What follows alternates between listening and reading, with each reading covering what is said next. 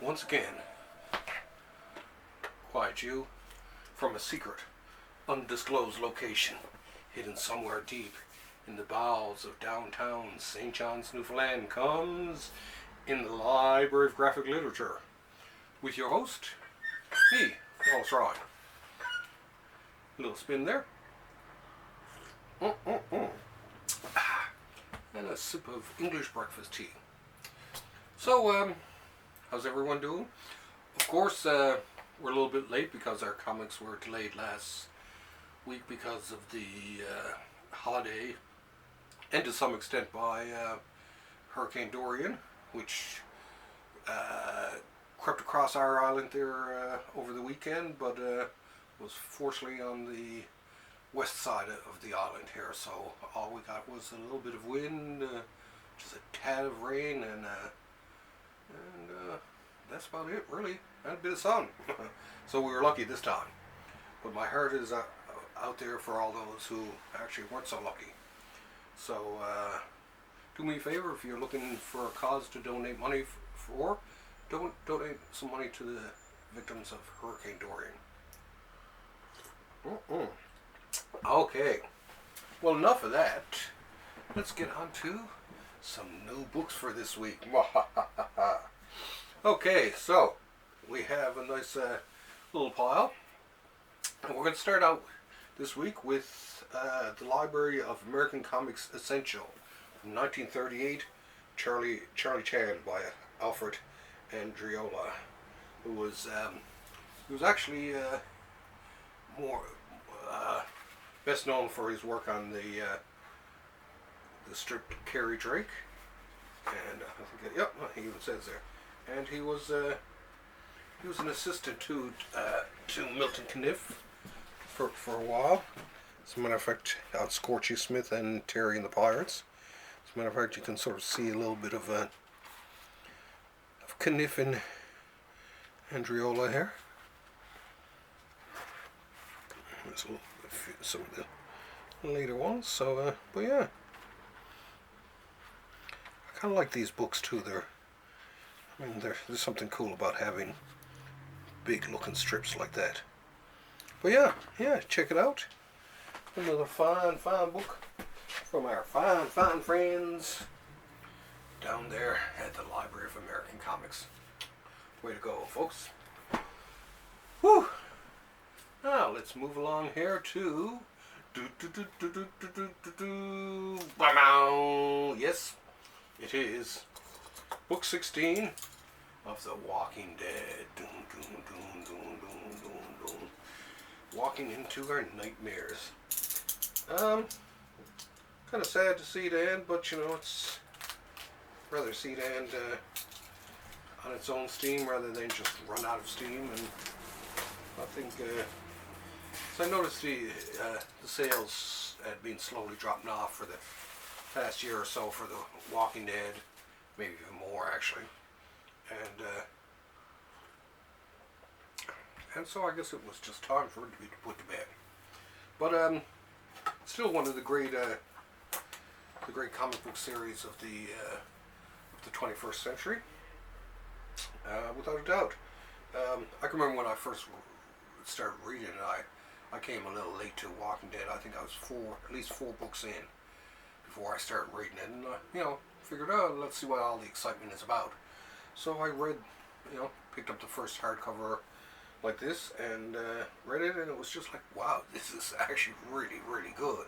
And I was hooked from then and kept on going right all the way through, and just kept on reading and buying. I love the gray tones too, right? But yeah, definitely has done a lot for comics, I think, overall, right? Including the last one. So, au revoir, Walking Dead. Thank you for all you've done for us here in the comic book world. Okay. Gonna miss it. Way to go, Image. Now, next is, of course, Azzarello and Bermejo's Batman Damned. Yep, this is the one, alright, the one where, at least in the printed version, we all got to see Batman's wang. I'm not sure now if it's also in the in this version, but we shall find out. Okay, zipping through. Let's see.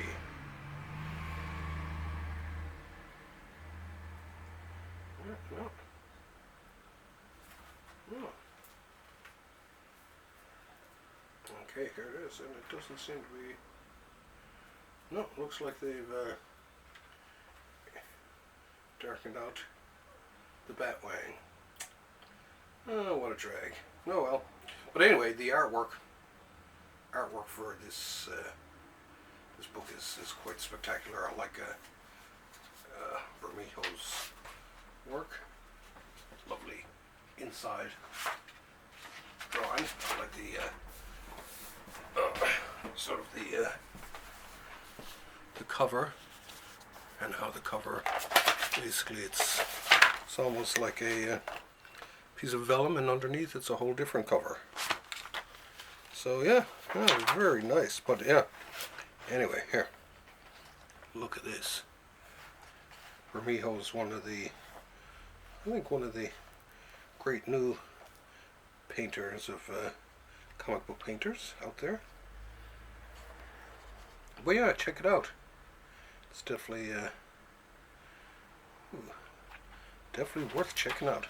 Like I say, I've always liked this guy's artwork, and recommend it highly. Batwang or no Batwang. Whew. Okay. Getting through them here now. Now.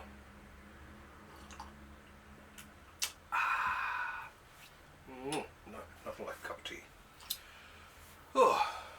Now comes some Marvel Omnibuses. And we're going to start with Tommy's Greatest, The Golden Age Submariner by Bill Everett, the pre-war years. Now, of course, I got it behind me here. Up there is there's the Golden Age Marvel Masterworks, and I do have I do have some Submariner in there. But when I seen what Marvel was doing with this, it was just like, well, just as well to get it all in one big book. So I signed up for it. Can't wait, of course, for the Human Torch one that's coming out too. Oh yeah, it's sort of a neat format for bringing some of the older stuff from Marvel's back catalog to a whole new audience. Now this, of course, is yeah. Oh, it goes with its right. Stop trying to jump away from me here. Yeah, geez, a nice amount. Anyway, this one covers Marvel Comics 1, of course, Marvel Mystery 2 to 31, Human Torch 2 to 6, Submariner Comics 1 to 4, all winners, and the Finn stories from Dorian Mystery Comics and Comedy Comics. But yeah, so this one, the art in this is mainly done by, by Bill Everett for the most part. And let's see, some with Carl Burgos, the co-artist Paul Gustafson, Carl Fuffner, and an unknown co-penciler.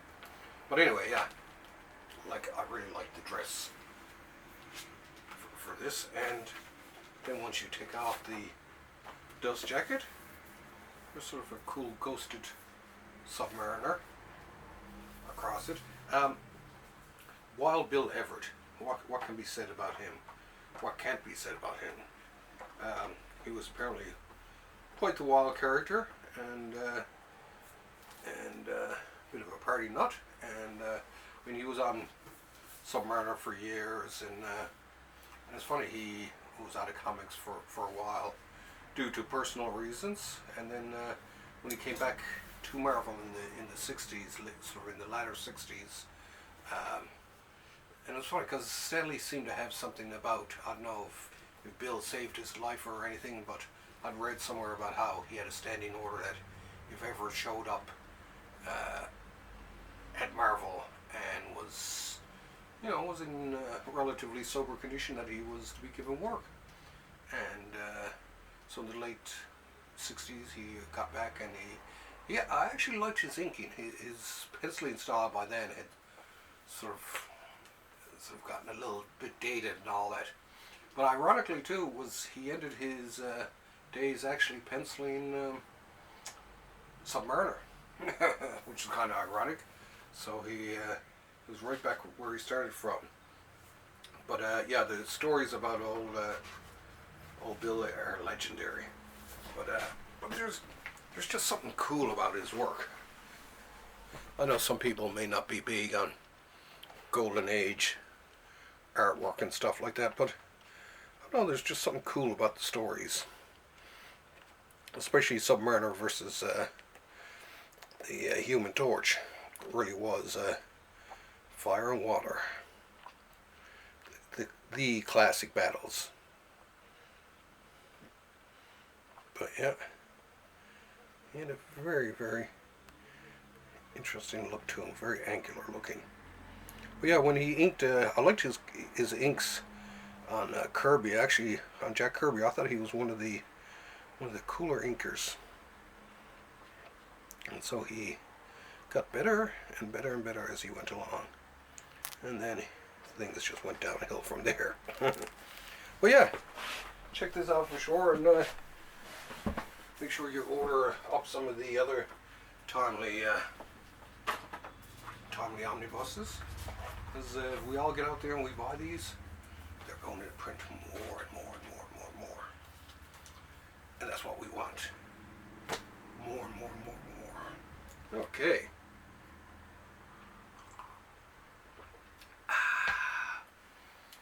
And this week actually so far I've been reading some EC books, different ones, trying to finish off ones I hadn't. I'm about halfway through, I think, Harrow County. Yeah. Creepy Archives. I'm slowly making now that I have completed the Creepy and Eerie Archives, I'm slowly making my way through them. So I'm on volume 17. That's actually where I started. Because I'd read, as I was buying them, I read up to 16, obviously. And then decided, well, I'll just collect them and then read them all in one big swoosh, which I'm doing. Of course, House of Secrets, still slowly beating my way through that one, and I will. Anyway, let's get right down now to the very last thing for today, and this is probably my my pick of the week for sure. This is Marvel Horror. Yes, Marvel Horror Omnibus. Looks pretty cool. Let's pop this open and have a look here. There's all kinds of stuff in this, and just from what I've seen of the artists and all this is a real potpourri of Marvel artists and creations. Oh, let's get the baby unwrapped here. Come on, unwrap you. I wish Marvel would do more stuff too, especially collecting more of their magazine titles too. I'd love to see something like that. Oh, listen that.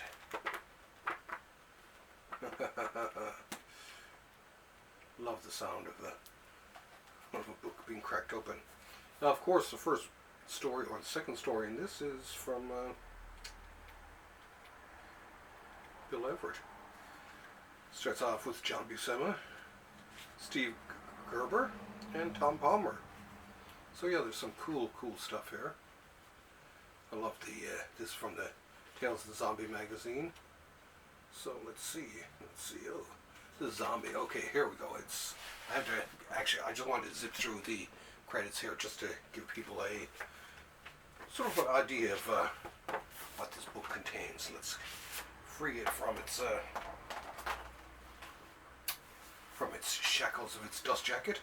And the artists are Buscema, Pablo Marcos, Alfredo Aquila, and David Simons, with Bill Everett, Virgilio Redondo, Young Montano, and Ron Wilson. Brother Voodoo, with Gene Colan, who, as you folks know, I'm a huge Gene Colan fan. Jim Mooney, Jim's pretty good. Tony DeZuniga, one of the stalwarts out there. Don Perlin, plain but efficient. Ron Wilson, Marshall Rogers, woo, woo, woo, woo, and Vicente Alcazar. So yeah, a nice sort of round of people there on that one. The Living Mummy, brought to you by artists. Well, there's writer Steve Gerber and various, Val Merrick, and etc., etc. Pencilers, Rich Buckler, Val Merrick, Tom Sutton. Tom Sutton, one of the big underrated artists of the 70s. And Alan Kuperberg. It, The Living Colossus, Jack Kirby, Dick Ayers, and Carmine Infantino with Larry Lieber. Now there's a combination, hey? The Golem, John Buscema, Tony DeZuniga, Bob Brown with Herb Trimp. Then Gabriel the Devil Hunter, Billy Graham, Sonny Trinidad, Joe Sinnott. Oh no, that's the inker, sorry. Billy Graham, Sonny Trinidad, Bill Sienkiewicz with Pablo Marcos. Some of the cool folks there. The Scarecrow with art by Rico Ravel, Ruben Yendok, and Ron Wilson. All three very capable people. And Mordred the Mystic. Ending off with Young Montano, Sonny Trinidad, who actually I was a big fan of, Ron Wilson, John Byrne, and Ed Hennigan and John Romita Sr. Hennigan was another sort of real journeyman type of artist. But I kind of liked his stuff. There's just something about it. Now let's have a look. Oh, this is a nice heavy monster too, actually. So yeah. A little bit of art from just about everyone in the biz, it seems. Down, of course, the Alfredo Aquila a mile away. Zombie, and of course, the beautiful work of Gene Colan, Gene the Dean, and more Gene the Dean.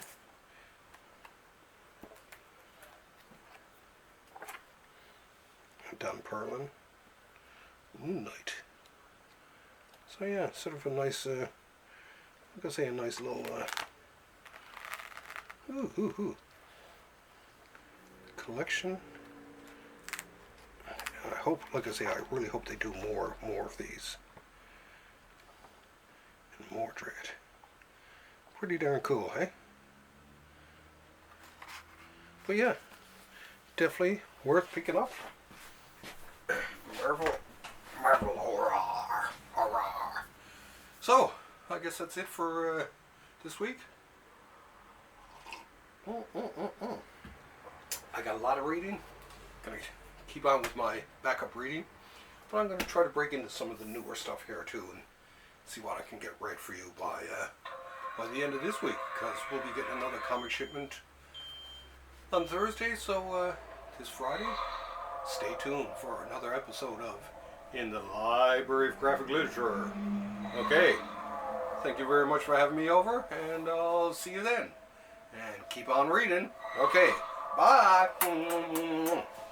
Oh, had to kiss the books too. Okay. Oh no, being sucked away by boom tube.